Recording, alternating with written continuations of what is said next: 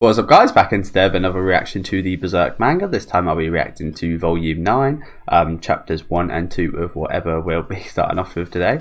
Interesting image here. I'm not really sure what this depicts, to be honest, from the story anyway. Obviously it's Guts fighting some kind of demon.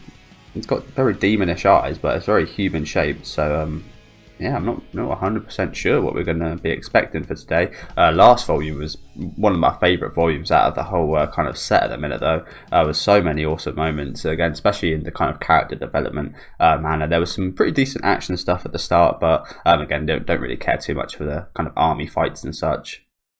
But yeah, very interesting cover kind of image we got. Very green.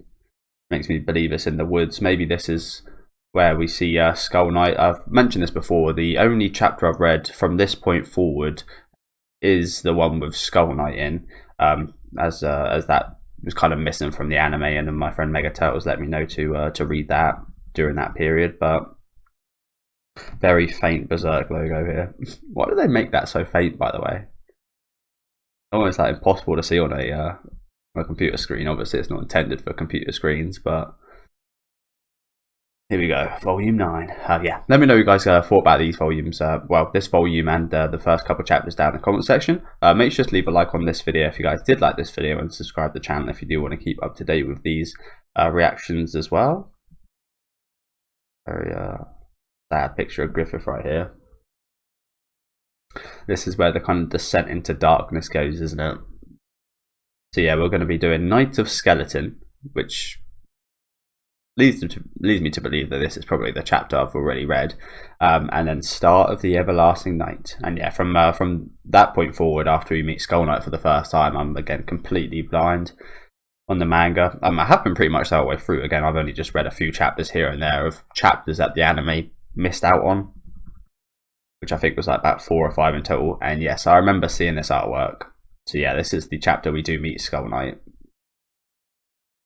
I remember this artwork a lot. This is a very cool artwork, isn't it?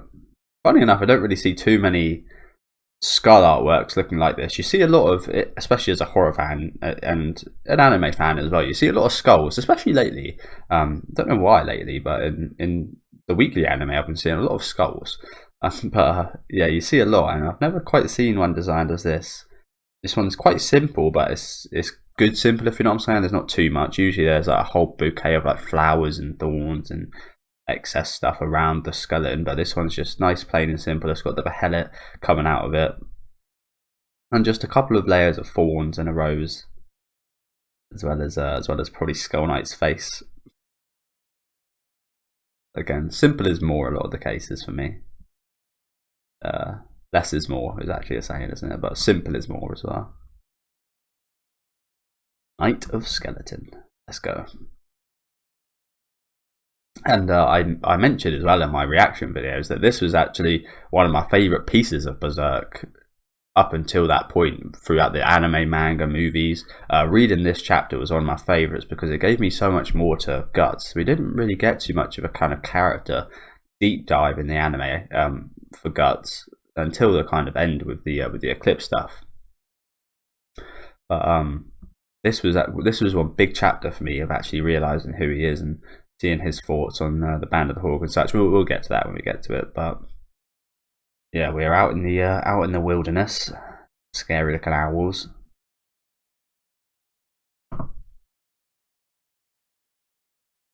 Hey guys.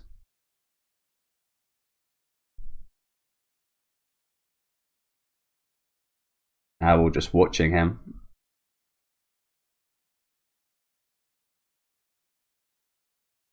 As he notices. Oh, he notices a wolf.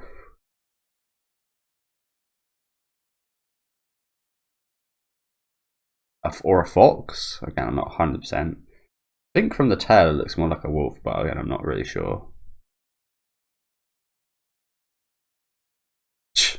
Why am I so scared? Alone. Yeah, it's been a while since I camped alone like this. It must be fucking scary, to be honest.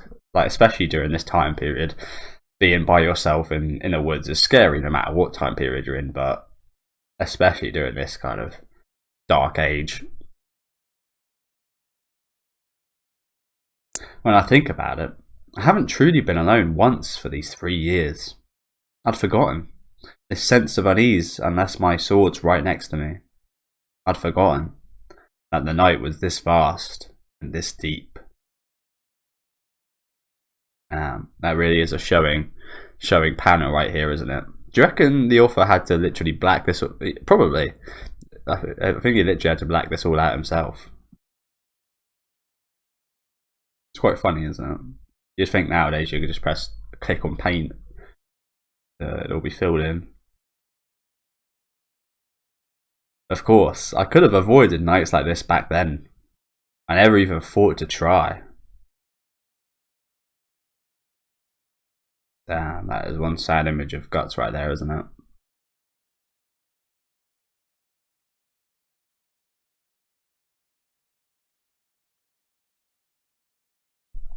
Maybe I'm once again trying to throw away something irreplaceable that I'll never have again.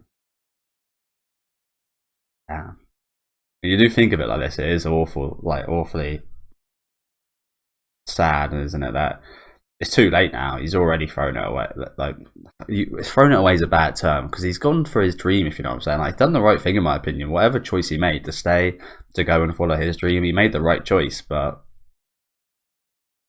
it's a bit too late. You can't go back now. The damage is already done, isn't it? Psychologically, to Griffith especially, which in turn kind of goes down the line like a bit of a virus within someone's body. It kind of spreads throughout the whole band of the Hawk. To be honest, as long as I can feel warm, isn't that good enough? Am I trying to let go of an irreplaceable today for some vague tomorrow I might never find, even if it exists? Surely you should have been asking these questions before you left. Gods. And gods. Even without some big exaggerated dream, people go on living. They do indeed. I love this image right here though. The band.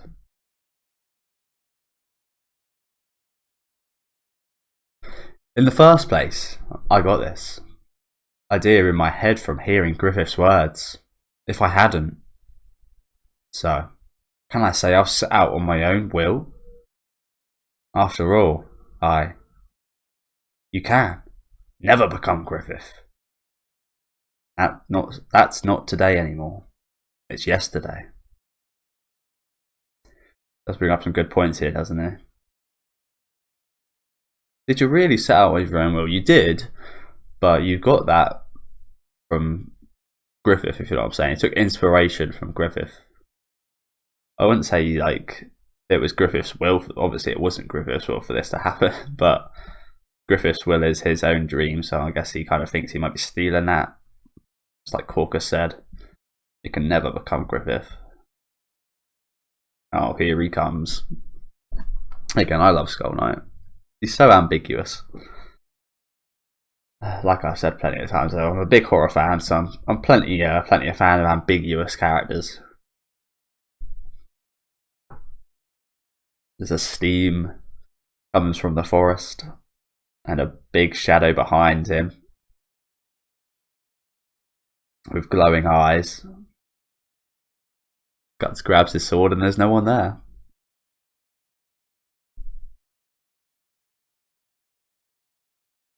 What was that? That cold-blooded thirst. That bloodthirstiness. That bloodthirstiness. A beast? No. I remember this. This savagery that feels like it clings. Could it be? You're on the same lines. Do you know what I'm really excited to see? I'm really excited to see what happened at the end of the movie with Zod versus Skull Knight. They just kind of disappeared into the tornado, I think, in the movie. So that was something that wasn't in the original anime.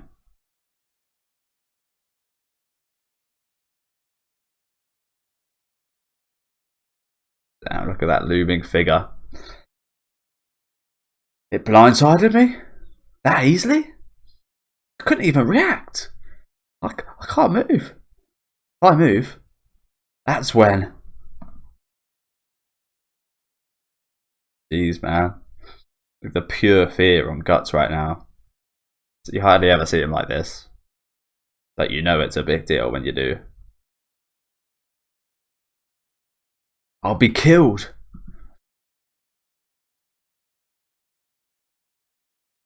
He swings wildly. And there's no one there. Again.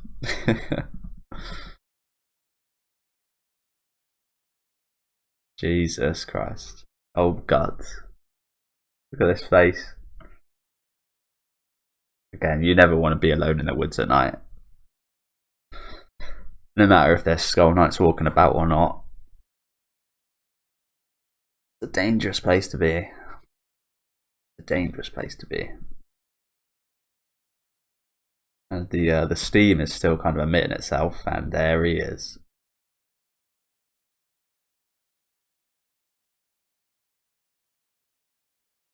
The Knight of Skull.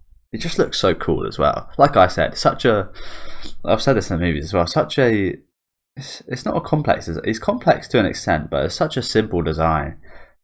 And yet so scary nevertheless. Like, skeletons have always been one of the worst and one of the least scary forms of like horror. Like, for example, Army of Darkness, like that's very much more of a comedy than a horror, and for good reason. Again, it's very tough to make skeletons kind of scary, but I don't know why, but Skull Knight just looks so cool.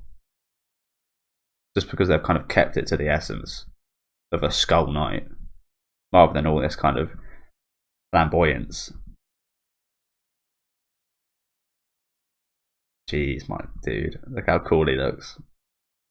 He's got armor underneath his skeleton. I don't know if I noticed that before. A horse has got massive teeth.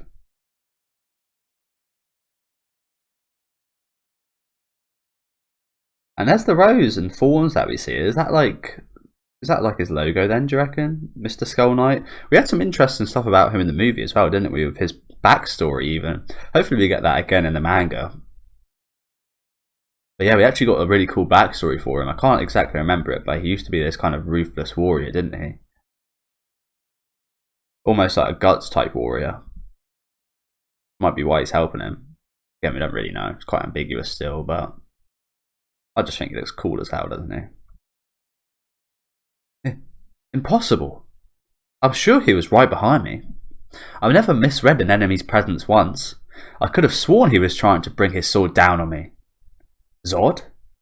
No, it's not. But this weird, unreal thing. So, the gears have indeed begun turning. Gears? What's that mean? You struggler. You, struggler. Take heed. Struggler?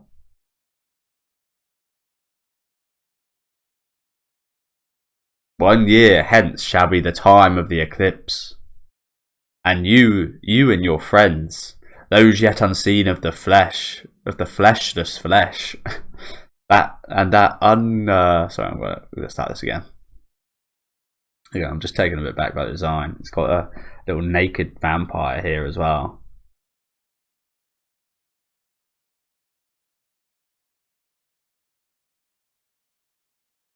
So cool, man. And his horse is like, that's a live horse, I'm pretty sure. It's just got this really cool kind of skull armor on it. That's so cool, isn't it? So the teeth aren't actually the teeth of the horse. I think you can forgive me for that one, because obviously teeth don't really change when you die. 1 year hence shall be the time of the eclipse. You and your friends, those yet unseen of the fleshless flesh, and that unkingly half of yours shall all be gathered then in that place. A torrent of madness, a tempest of death for which the human body could never atone, shall sweep over you. But take heed, struggler. You were born from a corpse and began your life from death in the mud. You are closer to death than anyone, Thus you excel in escaping it. Who is this? He's spot on though, isn't he? Obviously he's spot on about the eclipse. But he's spot on about Guts as well, isn't he? He came from death. He began from a rotting corpse in a tree. He's always close to death. Been close to death since he was born, so just his deal, isn't it? To run from death. But it really does feel like not so much a comrade, but one of the very small kind of helping hands we get throughout the series, Skull Knight. And we don't really know what his intentions are, but again, I just see it as he's just kind of, he relates to Guts, so he kind of helps him out a little bit, perhaps.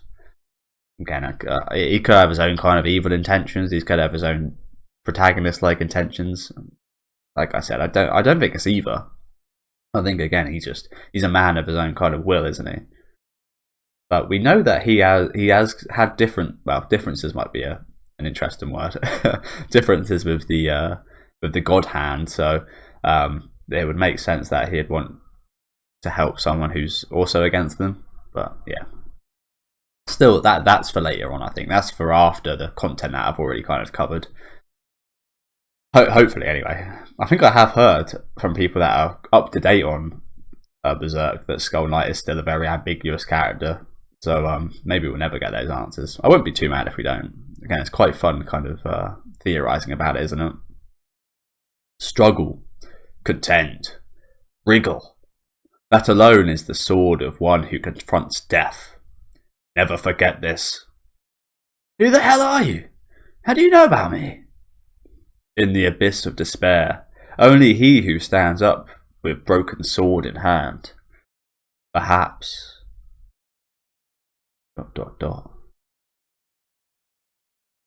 Only he who stands up with broken sword in hand.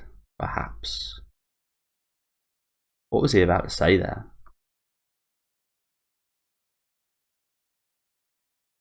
And then we're just rolling out. Wait, an illusion? No. The Knight of Skeleton. You can see his horse's tracks. Starts to rain. Looks like we're in. Is it Midland? I'm not sure. But we're back in the kingdom. Again, I really like that meeting. That wasn't exactly what I. I think it was. It's just that I remember this bit, this Guts monologue, a lot more prominently because again, this was one of the only moments we had like this. Well, I had like this while I was watching the anime. We didn't again ever really get too much exposition in that manner for Guts. Guts always seemed like a million miles away from me personally, but it just seems so much more human and so much more like an actual character in the manga. I'm not saying that he wasn't in the anime or anything, but again, you just see a whole lot more of him here.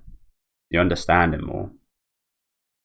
I didn't really understand him that well, which kind of pissed me off sometimes with Guts. They do stuff. I didn't understand why he'd do it, but that's because quite a bit has been left out. Now the snow will melt. That's well, quite a surface level thoughts, considering what we just went over. Please hurry to bed, Your Highness. You will catch a cold. Yes, you are dismissed for the day. Her Highness seems depressed. That she does. Lord Julius, Lord Adonis, and even Her Majesty the Queen have all died in succession. I'd be gloomy too if I lost 3 relatives in a row. But Lord Julius and Lord Adonis aside, Her Highness disliked Her Majesty so much. Don't be foolish. So much the more because they were after all. Sorry. So much the more because they were, after all, parent and child.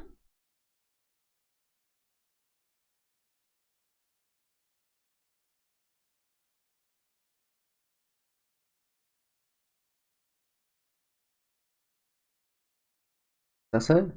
The dump. And there is Mr. Griffith. Step down from there, man. That's already too late. It's already too late. Yeah, it's quite the horrific kind of figure, though, to be honest with you. you know what it reminds me of a little bit? It reminds me of a vampire. There's this old school rule. There's a lot of rules in vampire movies, but there's an old school rule about vampires not being allowed in unless you let them in, unless you welcome them in your house. This kind of reminds me of a scene like that, where one would be kind of waiting outside your window, not able to get in, but when they do, shit gets fucked up.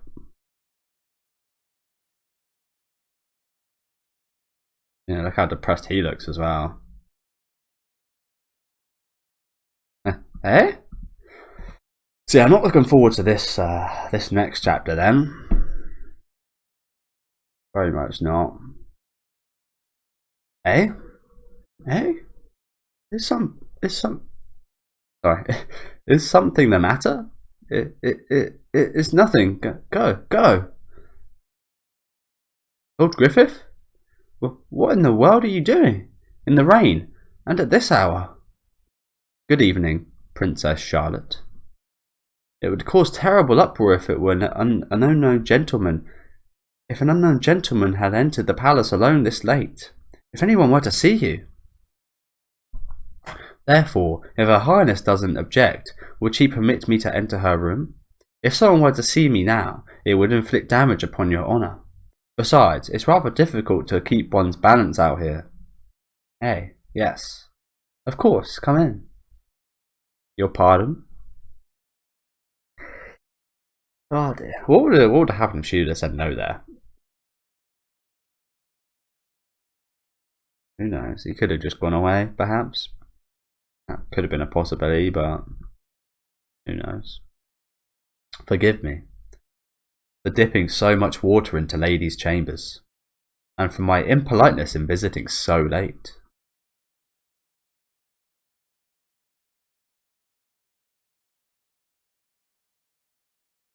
I've missed you since that day, half a year ago. Ever since we parted that morning you went to war, sorry.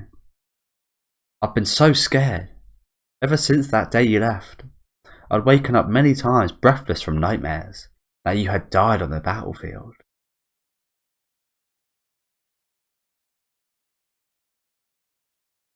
And then once you came back safely, that dreadful thing happened at the victory ball. I passed out. When I woke up, when it was my stepmother who... I never did manage to come to terms with her. I didn't even try. Nothing but frightening and sad things have happened. I've been so alone. Why? Why didn't you come? Come to me sooner than this. Now look at those eyes. They're the eyes of a fucking predator right there, aren't they? Like an owl spotting a worm. It's quite funny. It's almost like the eyes from the owl that we saw earlier reappeared here. I feel like that's just a a coincidence, perhaps. Maybe not. I feel like that's just a me thing, if you know what I'm saying. Sometimes I come up with some pretty stupid stuff. But does he kind of see this as his kind of opportunity then after seeing her this week? He's like, yes, this is my chance. He goes in for the kiss. Obviously, she's quite taken aback by that. I feel like when people have their eyes open, they either really don't give a fuck about the location or the sensation or anything, or they're like this, they're kind of frightened and they're so surprised they don't really know what to do, or they don't want to. But I feel like whenever you have your eyes open, either way, it's never a good thing, to be honest with you. I don't know why it is though, because you think leaving your eyes open when you're kissing someone would be a good thing, because then you'd see the person you're kissing. I feel like when you close your eyes, maybe you're imagining someone maybe better, or a better sensation than what's actually happening right in front of you. So it's kind of lose-lose in a way, but you have to do one or the other. Again, it's just a me thing, where come out with shit like that. I think it's a good thing if you have your eyes closed again, like this. I think it's very scary, them both kind of looking into each other like this. Night of Skeleton End. Okay, so yeah, let's get to the next one. Again, this is probably going to be one of the worst in terms of kind of disgusting events happening. worst chapters of the series so far. Last one was awesome, wasn't it? The one we just went through, but again, not looking forward to this one. That's the thing about Berserk, isn't it? Sometimes it is a bit daunting going into some of these events. Start of the everlasting night. Well, fucking, I best hope not. It's not everlasting. No. You about to say no there then? No.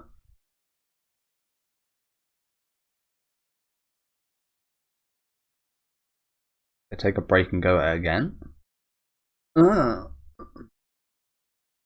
See some tongue there. Try and censor this if I can. Hopefully there won't be too much to censor, but I don't really get those signals. I'm going to try and not censor as much as possible throughout the whole of this manga. These manga reactions. I'll try and not censor where I can, but stuff like sexual assault and stuff, I think I will definitely have to censor. Like I've said plenty of times, I'm absolutely fine with gore. I'm alright with nudity to an extent as well, as long as it's not nudity in the sense of sexual assault and stuff like that. But kind of demonic nudity I'm kind of okay with. Again, it depends on what kind of context. If there is some kind of much darker humanish stuff going on, that's the thing. If it's more human than anything, if it actually is like something that happened in real life, then yes, very much so. But if it's like that scene with the Baphomet and the statue of that whole room of naked people, for example, stuff like that, I think I'd be absolutely fine with. That was quite a while ago. That was more kissing scenes. That's a boob. I was wondering, was that a butt cheek? No. Yeah, she is saying no. Twice now. As he springs her to the bed. Honestly, I feel like, is it even worth me going through this, to be honest with you guys? Like, I've seen this before. I've seen it even longer in the movie version. The anime version was quite a bit shorter than the movie version of this. I've never experienced this in the manga, so I guess it's worth going through in that respect, but I feel like there's nothing more to gain here, if you know what I'm saying. There's nothing I can gain from seeing it in its original form, even if there is more to it. It's still the same dirty act. But the hair's looking quite similar, something I will say. But one's pitch black, one's stark white. Very similar hair. Not sure if that means anything, but... Are you afraid? Take all the frightening and sad things and cast them into the fire.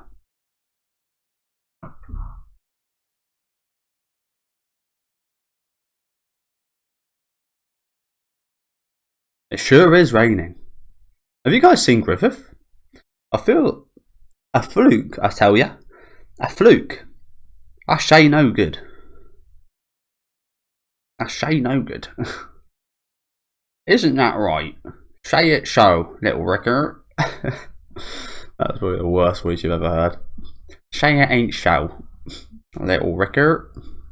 Nope, I haven't seen him since what happened today.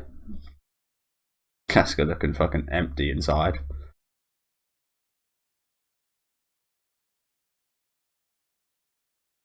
We see her silhouette in Guts' old room, it looks like.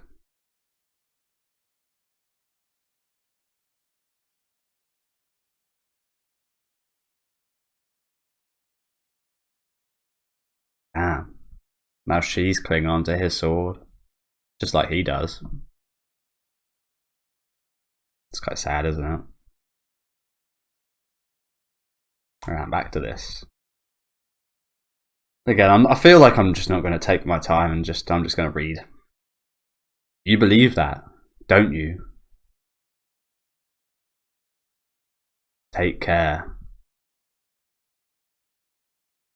Damn, that's a pretty cool image right there. In terms of imagery. She's still saying no. Yeah, speed right through that portion.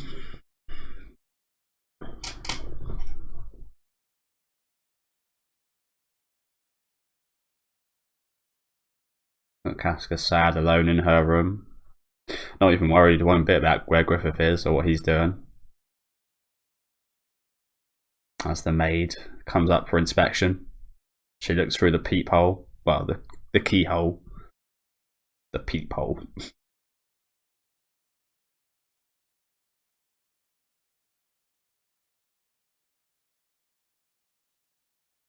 As she runs off. And this is the aftermath, eh? Do you know what? That wasn't as long. It was nowhere near as long as in the movie. It was at the same pace as the anime. Why in the hell did the movie put so much time into this section now? They spent like a full 2 or 3, maybe even longer to be honest with you actually, but a very uncomfortable like 5 minutes on this sex scene between, well, I say sex scene, on this rape scene between Griffith and Charlotte. They spent way too long on that, and again, it was literally only like 4 panels here. 5 panels, of which I skipped, of course. So again, I haven't really got the best idea. Like I said, I don't really care for this shit. I don't really want to go through that again, if you know what I'm saying. But what the hell in the movie was it so damn long?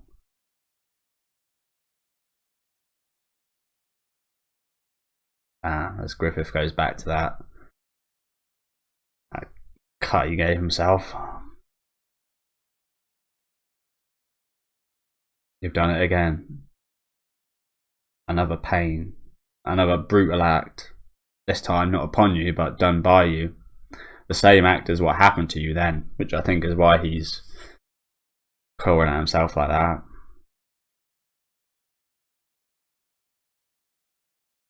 And we see that image that we see earlier on.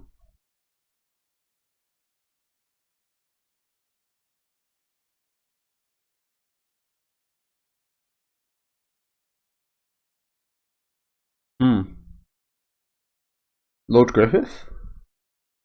Lord Griff? Damn. Yeah, we can see his toy soldier right here that he got off that kid. Left it behind. It's quite interesting how she's now kind of cherishing that. I think that's a symbol of him kind of leaving that humanity behind him, I think. A lot of nudity here, so I'm just going to try and go through this as she notices that she's bleeding. Uh-oh. They literally try to make that a comedy scene right there. I will say, in terms of some of the atmospheric type aspects and the aspects like that, putting like a joke on it near a scene like that is a little bit kind of distasteful in my opinion. Like, this is there's a slight bits of comedy throughout this, but it's not exactly a comedy kind of movie, is it? Manga. I feel like it's really not the time and place, if you know what I'm saying. Like, there's very good dark comedies and dark horror movie kind of stuff. Can't really think of, well, a lot of horror movies in general are quite comedic in the sense that they overdo things a lot. But like with situations like rape and such, I feel like that's not something you should put any jokes around, if you know what I'm saying. But I guess that's a topic for another day. As Griffith jumps away. Yep, you have been surrounded, my son. You have been surrounded.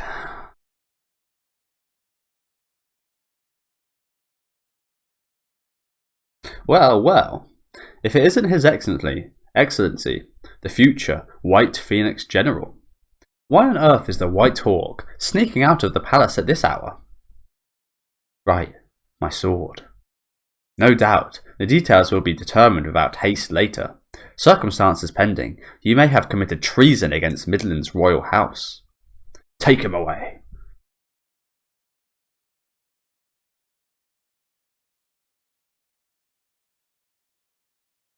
Damn. Never really see Griffith in this much of a compromising position, do you? Surrounded at all sides by spears. Damn.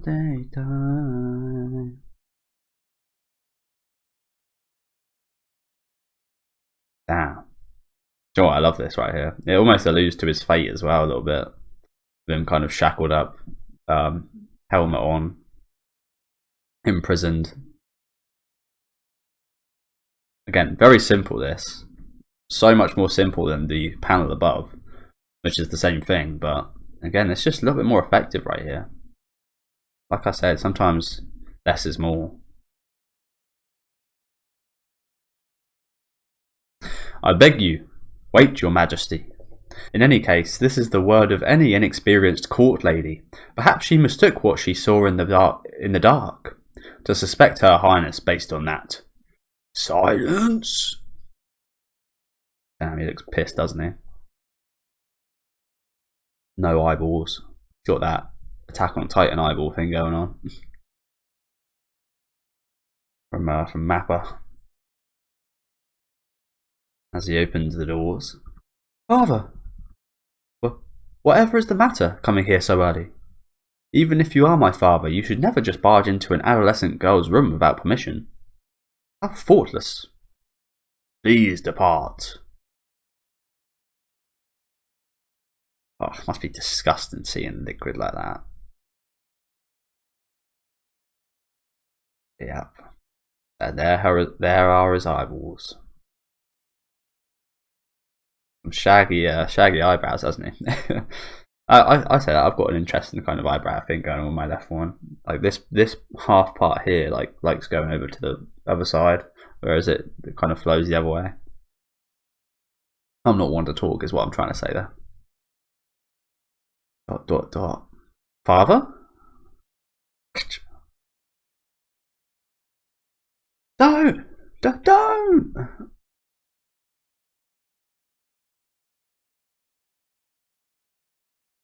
There are the bloodstains.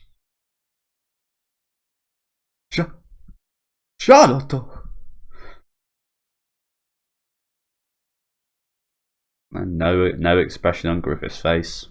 Just that despair and depression.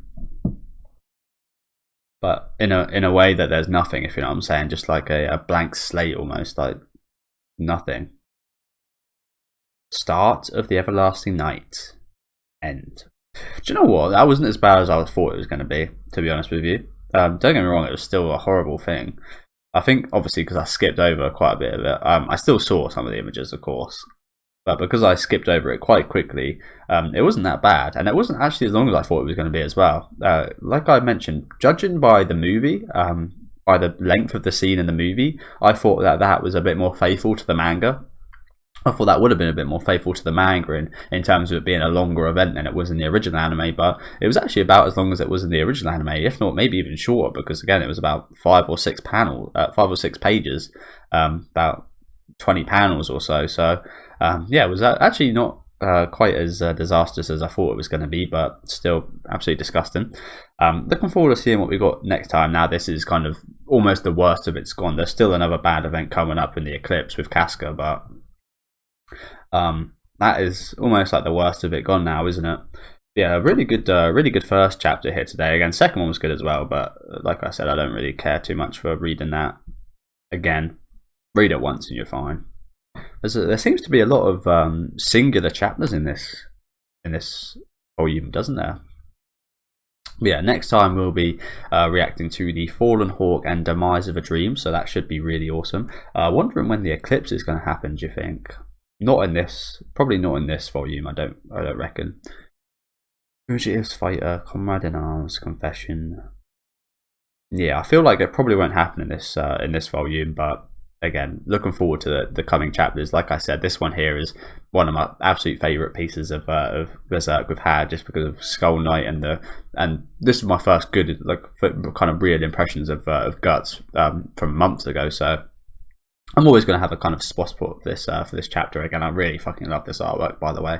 So good, isn't it? But yeah, let me know what you guys thought about these couple of chapters down in the comment section. Make sure to leave a like on the video if you guys did like this one, and subscribe to the channel if you do want to keep up to date with these reactions. I'll be back on Tuesday with can't remember what they're called with the Fallen Hawk and Demise of a Dream. So hopefully you can join me then.